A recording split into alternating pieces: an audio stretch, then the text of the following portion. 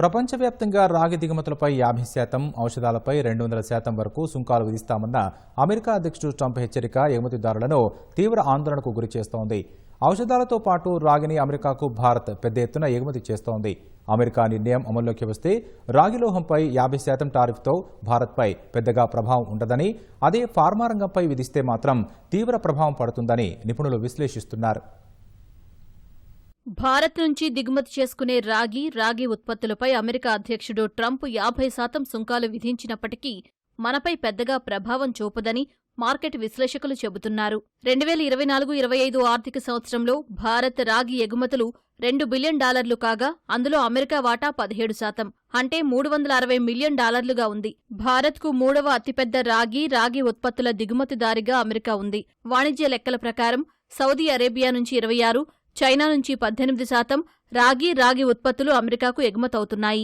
ఇంత భారీ మొత్తంలో రాగి ఉత్పత్తులను అమెరికాకు భారత్ ఎగుమతి చేస్తున్నా ఇక్కడ రాగి పరిశ్రమలపై ట్రంప్ నిర్ణయం భారీ నష్టాలను కలగజేయదని తెలుస్తోంది.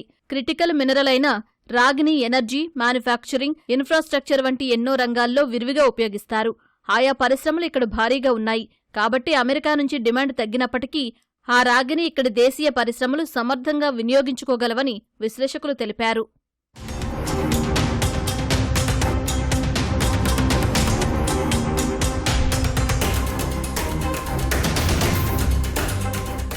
ఔషధ ఉత్పత్తులపై 200% వరకు సుంకాలు విధిస్తామన్న ట్రంప్ నిర్ణయం మాత్రం భారత ఔషధ రంగంపై తీవ్ర ప్రభావం చూపే అవకాశం ఉంది.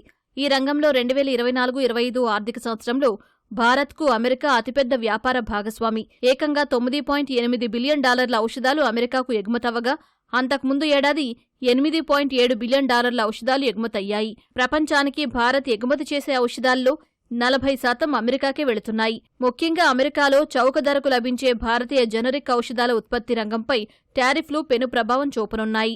తమ జనరిక్ ఔషధాల్లో 47%, బయోసిమిలర్లలో 15% ఉత్పత్తులను భారత్ నుంచి అమెరికా దిగుమతి చేసుకుంటోంది. ట్రంప్ చెప్పినట్లు ఏడాది తర్వాత 200% సుంకాలు విధిస్తే భారత్తో పాటు అమెరికన్లపైన ప్రభావం తీవ్రంగా ఉండే అవకాశం ఉంది. 10% సుంకం పెరగడం వల్ల సగటు అమెరికన్పై ఏడాదికి $42 అదనపు భారం పడవచ్చని అంచనా. అందుకే ఏప్రిల్లో భారత వస్తువులపై 26% సుంకం విధించినప్పటికీ ఔషధాలను ట్రంప్ మినహాయించారు. అయితే ఇవన్నీ తాత్కాలికం. అమెరికాలో తయారీని ట్రంప్ ప్రోత్సహిస్తూ ఉండటం వల్ల తయారీ కేంద్రాలు అక్కడ ఏర్పడితే ఈ భారం నుంచి అమెరికన్లు గట్టెక్కుతారు. అందుకే ఈ సవాళ్లను ఎదుర్కోవడానికి భారత ఔషధ రంగం ఎగుమతి మార్కెట్లను వైవిధ్యపరచాలని నిపుణులు సూచిస్తున్నారు. యూరప్, ఆఫ్రికా, లాటిన్ అమెరికా, ఆగ్నేయాసియా వంటి ప్రాంతాల్లో ఎగుమతులను పెంచడం ద్వారా అమెరికాపై ఆధారపడటం తగ్గించవచ్చని చెబుతున్నారు.